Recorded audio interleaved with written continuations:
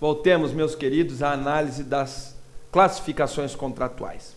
Bom, nós trabalhamos anteriormente com a classificação dos contratos básicos e dos contratos dependentes. Acontece que, dentro dos contratos dependentes, há a possibilidade de que essa dependência ela se dê por derivação. Ou seja, eu não tenho mais dois contratos estanques. Aliás, eu mantenho esses dois contratos estanques. No entanto, há uma transferência das vantagens ou dos ônus próprios de uma posição contratual de uma parte para outra. Vejam vocês, nós vamos compreender isso de maneira muito clara. Entendam que nos contratos derivados há a necessidade de observância dos requisitos de existência, validade e eficácia do contrato originário. Aqui nós não temos diferença alguma mais evidente para a regra dos contratos dependentes e dos contratos principais. Vejam que o contrato derivado, portanto, ele supõe a existência, a validade e a eficácia do contrato originário. No entanto, o que há em verdade na dependência por derivação é uma transferência total ou parcial por uma das partes do contrato das vantagens ou ônus de sua própria posição contratual, e aí importante, sem desligamento do vínculo contratual originário. Imaginem, portanto, a situação em que eu celebro um contrato de locação e eu, na condição de locatário, subcontrato esta locação. Vejam que, imaginem que eu celebrei um contrato de locação com algum de vocês, meus queridos alunos. Imaginem que eu pretendo locar um apartamento de um de vocês e, portanto, me coloco na posição de locatário. No entanto, tendo locado este apartamento, observadas as regras próprias da necessidade de anuência ou não, enfim, eu celebro com terceiros uma nova locação deste imóvel, deste mesmo objeto do contrato de locação anteriormente contratado. Vejam que eu tenho uma relação contratual que me liga a um de vocês na condição de locador e eu tenho uma segunda relação contratual que me liga ao sublocatário, a um segundo que usufruirá deste imóvel. Vejam que, se porventura esta relação anterior, esta relação prévia, que me vincula a um de vocês na condição de locatário, se porventura esta relação contratual, ela inexiste, ela é inválida ou ela é ineficaz, eu terei necessariamente uma influência nessa segunda relação que me une na condição de sublocador ao sublocatário, a este terceiro que usufruirá do imóvel. Percebam, portanto, esta relação existente entre a sublocação e a locação, entre o contrato o contrato derivado e o contrato originário. Vejam que necessariamente esta sublocação, no exemplo, ela deriva da locação celebrada entre este que vos fala e um de vocês, meus queridos alunos. Então, vejam que nessa situação em específico, há uma transferência total ou parcial por uma das partes do contrato, no caso eu, das vantagens ou ônus próprios da minha posição contratual, sem que eu me desvincule dessa relação contratual previamente contratada com vocês. Eu mantenho essa relação contratual e transfiro parcialmente ou totalmente as minhas vantagens e os meus ônus a terceiros. E aí, entendendo esse esquema, entendendo essa estrutura contratual, fica fácil compreender que o contrato derivado depende também do contrato originário. Agora, entendam que aqui há necessariamente uma transferência total ou parcial das vantagens ou ônus para um terceiro. Lá nos contratos dependentes ou básicos, nos contratos dependentes e básicos, não há essa transferência. Em verdade, o que é a celebração de um segundo contrato que influirá no contrato principal, mas não há essa cessão de vantagens ou essa transferência de ônus a um terceiro. Em verdade, o que há são dois contratos relacionados, um influindo no outro, independente dessa transferência de vantagens ou ônus que acontece na dependência por derivação, que acontece no âmbito dos contratos originários e derivados. Belezinha? Vejam vocês, meus queridos alunos, que no âmbito dos contratos originários e dos contratos derivados, o contrato derivado e o contrato originário sempre serão coincidentes em igual ou menor extensão no que toca ao seu conteúdo e à duração de ambos. De tal modo que, havendo esta coincidência entre conteúdo e duração, o limite do contrato derivado é, por óbvio, o limite do contrato originário. Então, havendo essa coincidência, se porventura o contrato originário ele é celebrado com prazo de 5 anos, o contrato derivado não pode superar esse prazo de 5 anos. E mais, se o contrato originário prevê como conteúdo A, B, C e D, o contrato derivado não pode ter como conteúdo os tópicos A, B, C, D, E e F, uma vez que o limite de conteúdo e o limite de duração do contrato derivado é o limite de duração e de conteúdo do contrato originário. E aí vejam, no âmbito da dependência por derivação, é inviável a subcontratação se o contrato originário for intuito personae, né, ou se de execução instantânea e imediata. Vejam que se o contrato é de execução instantânea e imediata, não há por que se pensar em derivação, uma vez que a parte vai e cumpre naquele momento. Se porventura a parte cumpre, uma só das partes cumpre e a outra deve, e esta que deve transfere a posição, eu não estou falando em derivação contratual, estou falando em assunção de dívida por quem assume ou por cessão de crédito por quem tem direito a receber a outra prestação, mas não em derivação contratual. E mais, eu não posso subcontratar ou eu não posso conceber a hipótese de derivação contratual quando as prestações forem intuito personae, uma vez que somente aquela pessoa poderá praticar ou prestar o que lhe é exigido. De tal modo que, sendo os contratos, se o contrato originário for intuito personae ou de execução imediata e instantânea, não há que se falar em derivação, não há que se falar em subcontratação. E aí vejam, se extinto o contrato originário, por óbvio extingue-se por consequência o subcontrato, mas a recíproca não é verdadeira. Eu nem precisaria dizer a vocês, uma vez que é evidente que a extinção do contrato derivado nada implica na extinção do contrato originário. Voltando ao exemplo, imagine a situação em que eu celebro um contrato de locação com algum de vocês e subloque para um terceiro. Se porventura essa sublocação for extinta, o contrato de locação, estando no prazo ou sendo por prazo indeterminado em certas circunstâncias, ele não se extinguirá. Então, a extinção do contrato derivado não implica na extinção do contrato originário. E vejam vocês, meus queridos, que o vínculo originário não é afetado, portanto, pelo vínculo subcontratual. Certo?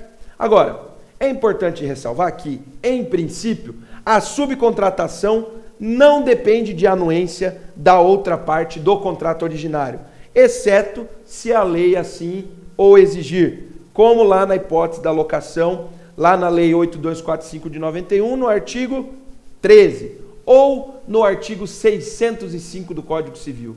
Eu peço que os colegas façam uma breve leitura em casa desses dispositivos para que vocês compreendam a necessidade, nessas hipóteses, da prestação de anuência, da concessão de anuência, para que haja subcontratação.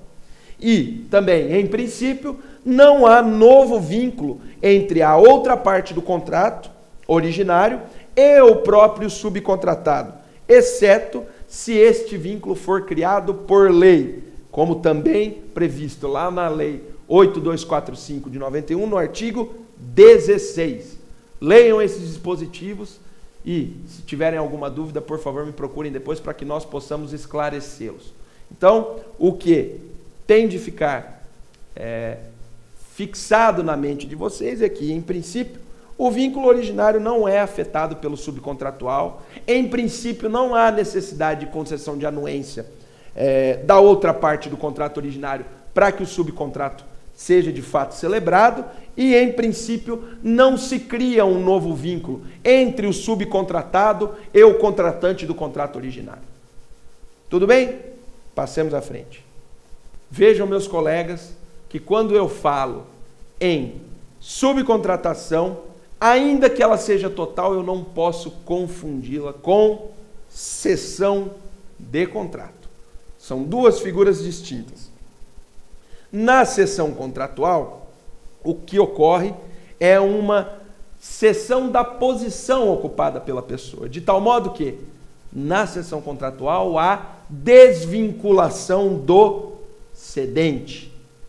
Então, qual a principal diferença e o que é importante vocês compreenderem no momento entre cessão contratual e subcontratação?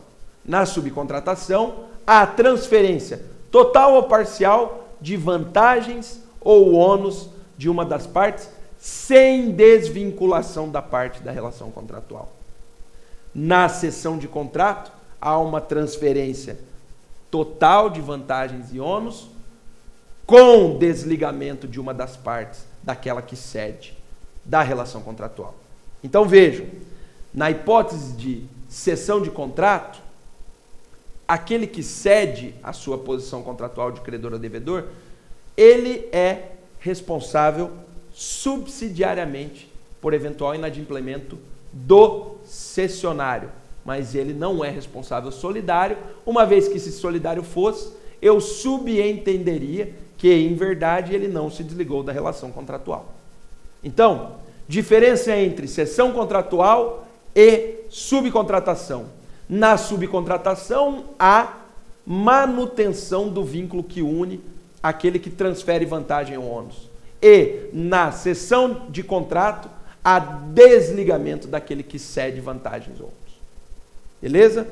Havendo, portanto, desligamento, não há que se imaginar a hipótese de responsabilidade solidária do cedente da posição contratual, uma vez que ele responde somente subsidiariamente.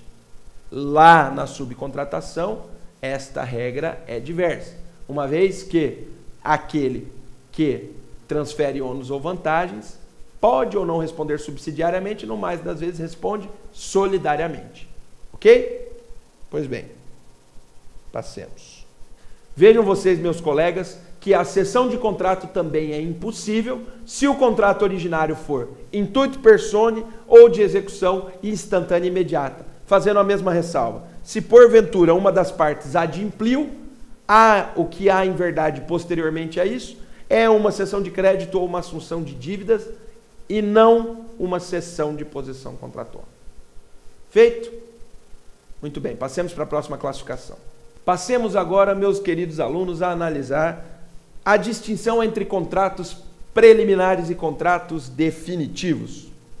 O contrato preliminar nada mais é do que um negócio jurídico bilateral ou plurilateral que tem por eficácia ou por efeito próprio a criação para um dos figurantes do dever de concluir outro contrato, o chamado contrato definitivo. E esse dever de conclusão do futuro contrato definitivo pode surgir para uma das partes ou para ambas. E aí vejam vocês, quando eu falo em contrato preliminar, eu preciso compreender que o contrato preliminar define o teor do contrato definitivo conforme preconizado pelo artigo 462 do Código Civil. E mais, o contrato definitivo, ele será celebrado entre as mesmas partes ou entre uma delas e um terceiro. E aí o que é importante vocês compreenderem? No âmbito do contrato preliminar, o que acontece é que as partes prometem, ou as partes elas concordam em celebrar o futuro contrato definitivo. Na celebração do contrato definitivo é que eu tenho, porventura, alguma prestação típica. E aí, a título de exemplo, imagine a diferença, ou entendam esta distinção, compreendendo a diferença entre promessa de venda e compra e Contrato de venda e compra. Quando eu celebro um contrato de venda e compra de um carro, eu, na condição de vendedor, pretendo transferir a propriedade do carro a um de vocês, meus queridos alunos, com a contraprestação de uma quantia em dinheiro. No entanto, se eu celebro um contrato preliminar, uma promessa de venda e compra de um veículo, o que em verdade acontece é que eu me adstrinjo a, em determinado período de tempo, celebrar um contrato de venda e compra e aí sim, só então, transferir a propriedade do carro e vocês, em consequência disso, prestarem-me uma quantia em dinheiro. Então, o contrato preliminar é aquele que tem por objeto a celebração futura de um contrato definitivo. E o contrato definitivo é aquele que de fato impõe a prestação que se persegue. Vejam vocês, portanto, contrato preliminar, promessa de venda e compra de um carro, tem por objeto a celebração de um contrato de venda e compra de carro. Contrato de venda e compra de carro tem por objeto a transferência da propriedade do bem e, por consequência, a prestação de uma quantia financeira por aquilo ou não. Tudo bem? Então, a diferença de objeto entre contrato preliminar e contrato definitivo é justamente essa. No contrato preliminar, eu me adstrinjo a celebrar o contrato definitivo. E no contrato definitivo, eu persigo, de fato, aquela prestação que está no seu escopo. Vejam vocês, meus queridos colegas, que a promessa ou o contrato preliminar, ele se presta também à conformação do surgimento de um contrato unilateral, de um negócio jurídico unilateral. Vejam, portanto, que o contrato preliminar ele pode tanto dar aso à criação de uma promessa unilateral de contrato ou uma promessa bilateral de contrato. E aí vejam, imagine a situação em que eu, Lucas, me manifeste no sentido de prometer vender um carro para qualquer pessoa. Vejam que essa promessa é unilateral, correto? E, sendo unilateral, qualquer pessoa que porventura aceite a minha oferta, aceite as condições, tendo eu prometido vender, terei de fazê-lo de fato. No entanto, pode ser que haja uma promessa bilateral de contratação, e aí mais um exemplo. Imaginem que eu, Lucas, prometa vender um carro e uma pessoa determinada prometa comprá-lo, resguardando-se a opção de fazê-lo ou não. Vejam que há uma vinculação prévia entre eu, Lucas, e essa terceira pessoa. Essa pessoa, que também será vinculada, ela pode exercer o seu direito de opção, de comprar ou não. Ou, e aí eu tenho uma hipótese de promessa de venda e compra de eficácia unilateral, onde só eu, em tese, me adstringo porque ela tem a opção de fazer, de comprar ou não. Mas pode ser que eu prometa vender e ela prometa comprar. Aí eu tenho uma promessa bilateral de eficácia bilateral, uma vez que ambas as partes estão vinculadas. E, portanto, tendo eficácia bilateral, eu prometendo vender, a outra parte prometendo comprar, implementadas as condições necessárias a essa conformação, eu vendo e a outra parte compra. E aí vejam, no âmbito do que se conhece por execução do contrato de venda e compra, há a possibilidade de que uma das partes se arrependa. E aí, portanto, não celebre o contrato futuramente. Mas esse direito de arrependimento deve estar expresso na negociação. De tal modo que, se porventura não há ressalva de direito de arrependimento no pré-contrato, no contrato preliminar, esse direito não persiste e, se a parte se adstringiu pelo contrato preliminar a celebrar o contrato definitivo futuramente e não o faz, cabe indenização à parte que sofreu os prejuízos. E aí vejam, havendo o dever de contratar, imaginando que não haja nenhuma ressalva de arrependimento, há a necessidade de que as partes manifestem suficientemente sua vontade a ponto de contratarem. E aí, aqui, há uma questão extremamente relevante. Vejam que, se porventura a parte que se adstringe a contratar não a contrata, percebam que essa prestação é uma prestação personalíssima, somente ela pode fazer, uma vez que somente ela era parte no contrato. Vejam que se porventura uma das partes não contrata, o contrato definitivo, o que acontece é que ela está em mora. E estando em mora, surge para a outra parte ou o direito de resolução, né? E aí esse direito de resolução implica o desfazimento da relação contratual com eventual reparação dos danos, ou ainda surge a parte, conforme previsto lá no artigo 464 do Código Civil, a possibilidade de execução específica. E aí vejam, buscando esta execução específica no judiciário, o que acontece é que o juiz, entendendo que houve recusa imotivada, ele supre essa manifestação de vontade. E aí a manifestação jurisdicional compõe ou supre a ausência da manifestação de vontade da outra parte, tendo o efeito, portanto, de fazer celebrado o contrato definitivo. E aí, vejam que a execução da promessa de contrato, ela é conhecida pela chamada execução, quando o judiciário é chamada de execução per salto, ou por salto. Por quê? Vejam que, imagine a situação em que eu celebro um pré-contrato, um contrato preliminar, uma promessa de venda e compra. Celebro com um de vocês, meus colegas, eu prometo vender uma casa, aliás, eu prometo comprar uma casa e vocês prometem vender esta casa, sem nenhuma ressalva de direito de arrependimento. Imaginem que no curso desse contrato, antes da celebração do contrato definitivo, esta casa tenha sido valorizada absurdamente e um de vocês, ou aquele de vocês que se adstringiu a vendê-la, não queira fazê-lo. Vejam que vocês se comprometeram a isso e, portanto, precisam de fato, ou impostamente precisam celebrar esse contrato, mas não fazem. Eu vou até o judiciário e busco essa execução específica. E o judiciário diz assim: você deveria contratar e não contratou, colega. Então o que acontece? O contrato definitivo está celebrado. Portanto, pagando o dinheiro, entrega a casa. Vejam, portanto, que nesse caso, na execução específica, o que acontece em verdade não é a execução do contrato preliminar, mas é a execução do próprio contrato definitivo. Uma vez que o juiz supre a vontade, celebra o contrato definitivo e já impõe a prestação da obrigação presente do contrato definitivo. Então, vejam que, nesse caso, a execução específica imporá necessariamente a transmissão da propriedade ou da posse da coisa vendida. Vocês conseguem compreender essa diferença, portanto, entre o contrato preliminar e o contrato definitivo?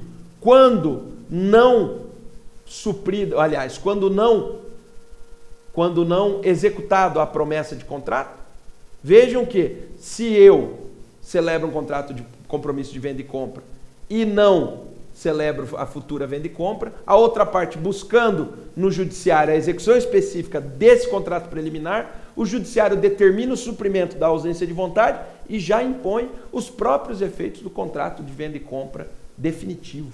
E aí, se porventura não havia prazo, não havia nada, naquele momento há transferência de propriedade. Se for de bem imóvel, com a tradição, seja ela longa manos, breve mano, enfim, constituto possessório, qualquer uma das hipóteses que vocês verão mais à frente, lá no direito das coisas, ou, se porventura for de um bem imóvel, aquela sentença já serve para ser levada a registro e, portanto, após o registro, ser transferida a propriedade do bem imóvel.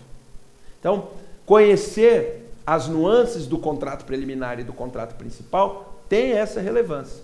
Então, compreendam a matéria, estudem um pouquinho os dispositivos que eu vou mencionando ao longo das aulas e depois, se tiverem alguma dúvida, por favor, me procurem.